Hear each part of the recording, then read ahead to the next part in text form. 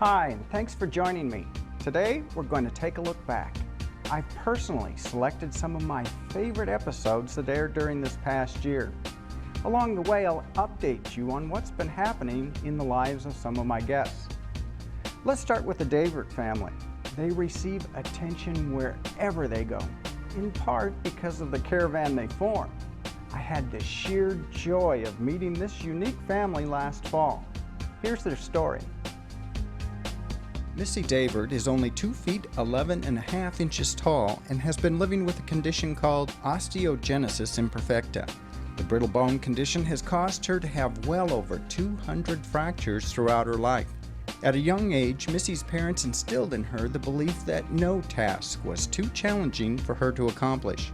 11 years ago, the philosophy was tested when Missy and her husband, Ken, realized they were expecting a child.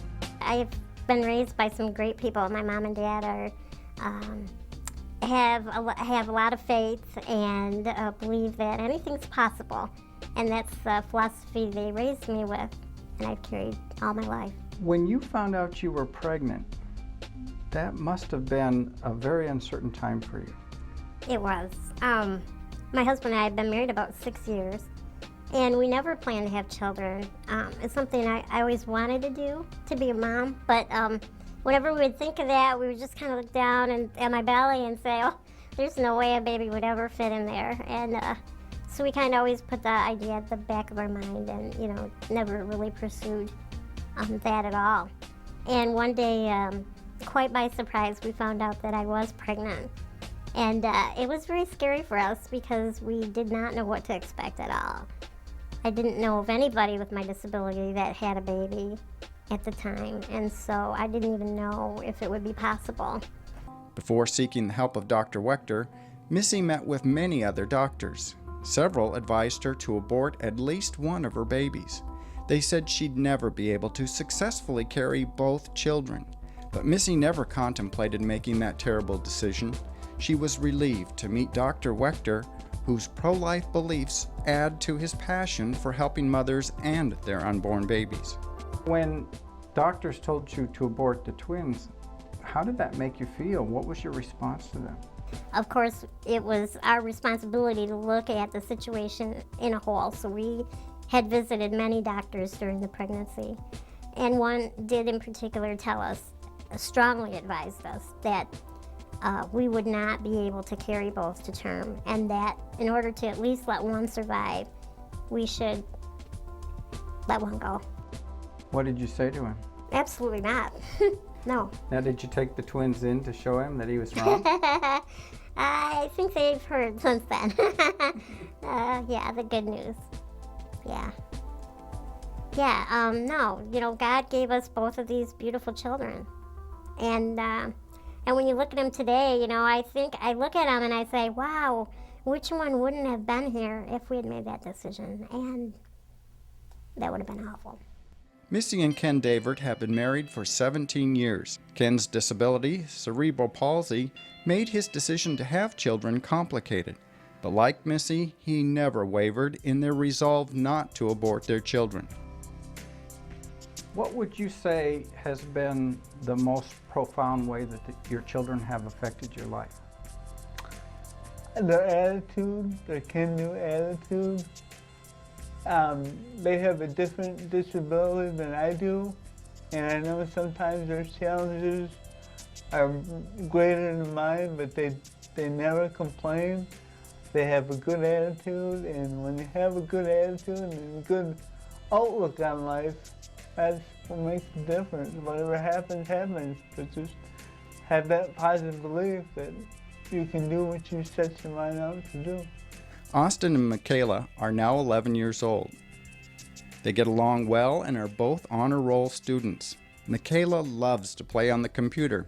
She's my latest Facebook friend, and she hangs out with her gal pals.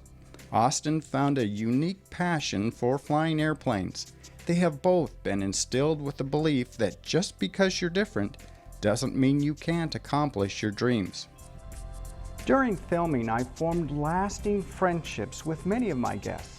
That was especially true with the Daverts. Since this episode, Missy and her family have faced several challenges. One of them was Michaela became critically ill with H1N1. It was an extremely difficult time, but she recovered. My wife and I recently visited the Daverts in Bay City, Michigan, and Missy made her famous chicken noodle soup and peanut butter pie. Thanks to Facebook, we're able to keep in regular contact. When we return, we'll revisit John Morales and Jason Jones, two men who've been hugely impacted by the tragedy of abortion.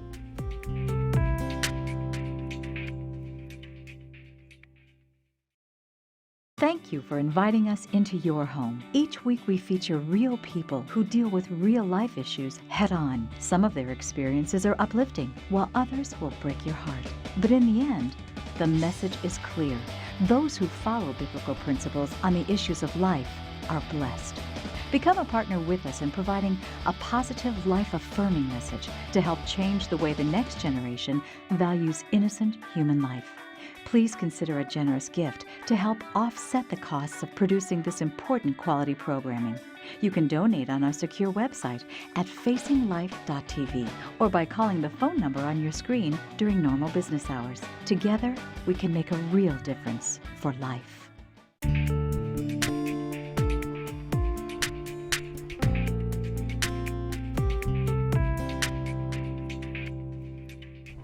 Today we're looking back at a few of my favorite episodes from the show.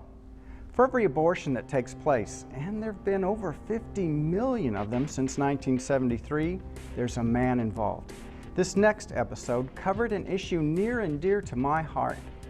I counsel fathers who've lost a child to abortion. Let's go back to my interviews with John Morales and Jason Jones, both of whom are living with the regret being involved in an ex-girlfriend's abortion. We pick up the story where John and Jason talk about the depression and struggles they faced as a result. John and Jason are from two different walks of life.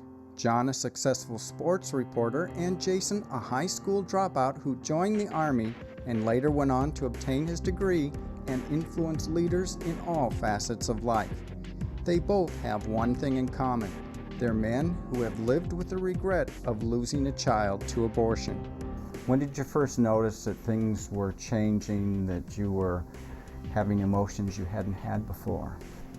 I think within a very short period of time, I had this craving to go find my father, who left our family when I was 13 for South America. So there was a lot of emotions, you know.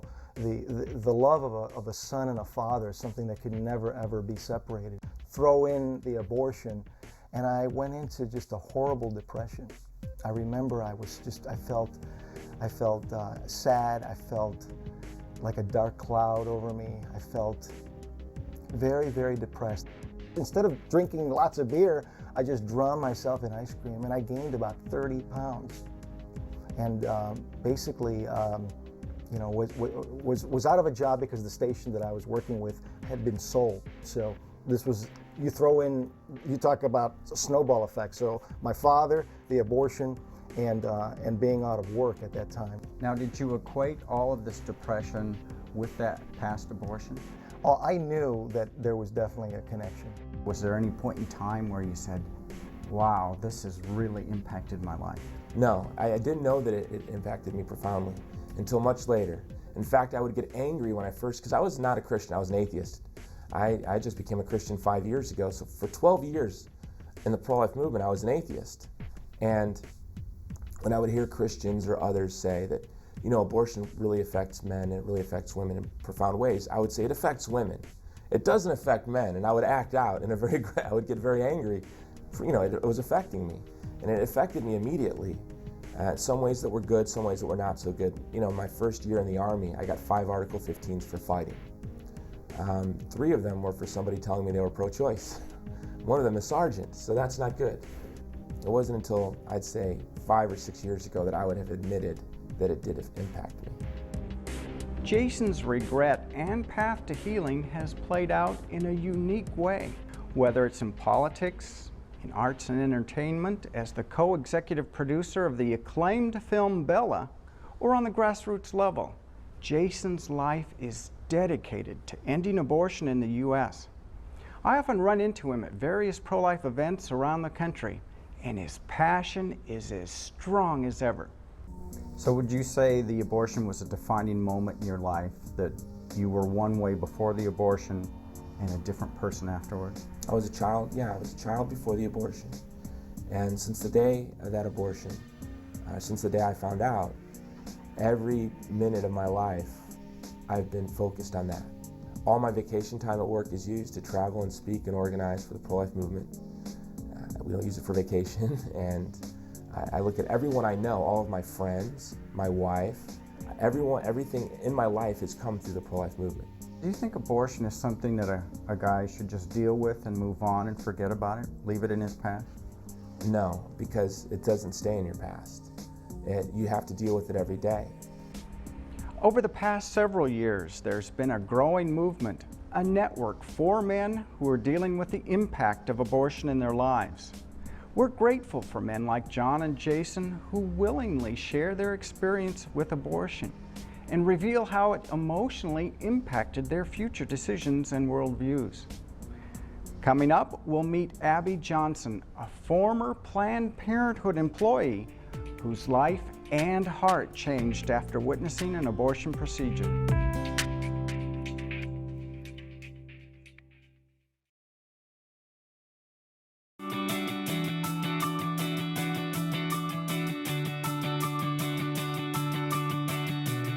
Whether you're a student needing answers, a parent needing help, or a concerned citizen wanting to make a difference, Life Issues Institute has the resources you need to put your values into action.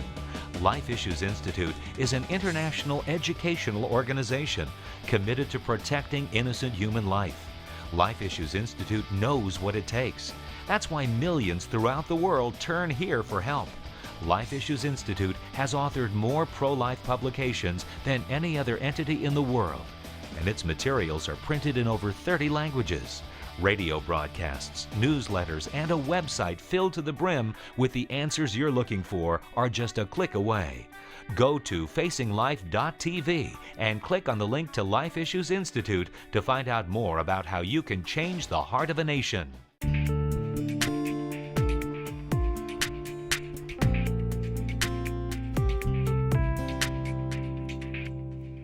This past winter, I had the opportunity to sit down with Abby Johnson. She was the director of a Planned Parenthood abortion facility in Bryan, Texas. Abby had always considered herself to be pro-choice. That is, until her heart was changed while assisting an ultrasound-guided abortion.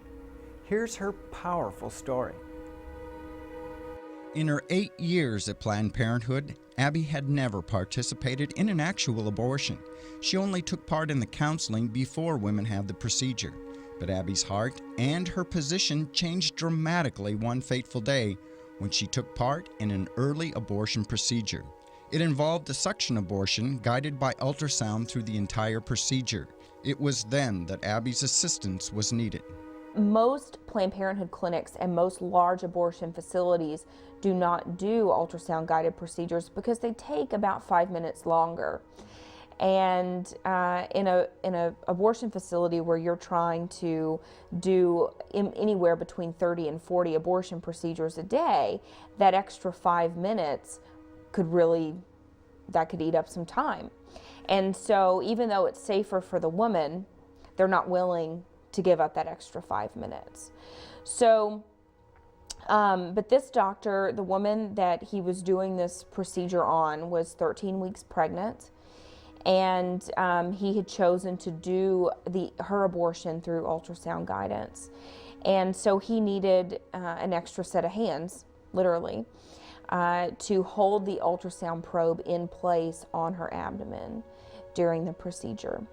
So they called me in to the room, and he told me what he needed me to do. So I held the ultrasound probe in place, and I looked up at the screen, and I saw a perfect profile of a 13-week-old baby. And I saw the baby from head to foot, and it wasn't moving. or anything. And I think at that point I was actually thinking, this is going to be really interesting because this is the first time I've ever seen something like this. So I was thinking, this is going to be a really good learning experience for me because I've never seen an ultrasound perform, or an abortion performed this way. And so then I saw the cannula, and the cannula is the instrument that's hooked up to the suction machine. You can actually see that go into the uterus, and the suction's not on at this time. He's just trying to get the correct placement. The cannula started to poke the baby in the ribs, and then all of a sudden it was like the baby woke up and started moving its arms and legs and was trying to get away from the probe and was fighting to move away from that cannula. And then, I mean, just like somebody just slapped me, I just thought, oh my gosh, I can't believe I'm about to watch this happen. And I mean, so many things were just going through my head. I mean, I really just wanted to sit this woman up and just say, you know, look at what is happening. I mean, you know, look at what is about to happen to your baby. It was kind of like, you know, people say it's like a train wreck, like you don't want to look, but you can't stop looking. That's what it was like for me. I did not want to see what was about to happen on the screen, but I couldn't stop looking. So it went from a learning experience to witnessing a tragedy. Yeah. I mean, I was horrified. But it was at that moment that I just thought, never again. So your life changed instantaneously at that point? Yeah, that was it. And I thought, I don't know why I was in here. I don't know why it's taken me, you know, basically 8 years for my eyes to be opened and for me to see the truth. But I was in here for a reason, and I saw that for a reason. After that fateful day, Abby knew she could no longer participate in the killing of unborn babies. She left her job at Planned Parenthood and joined the pro-life group Coalition for Life. Abby spent the past year traveling around the country and sharing her life-changing story with pregnancy centers and Right to Life groups. I had the opportunity to see her speak at a Walk for Life in San Francisco, a rally in Houston, and visited with her at a meeting in Washington, D.C. As you can see, she's getting around and is truly making a difference. Abby's equipping pro-life groups to become more effective at reaching women who are considering abortion. In a moment, we'll take a look back at the amazing story of Olympic bronze medalist Tasha Danvers Smith.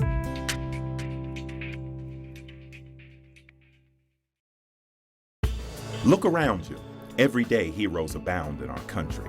We're surrounded by people who courageously face difficult obstacles life has thrown in their paths. Tune in each week to meet people who show there are positive, godly solutions to tough, critical situations. We'll tackle challenging life issues such as abortion, stem cell research, adoption, and abstinence, and show that every human life is valuable and precious. Join us for inspiring stories of people facing life head on.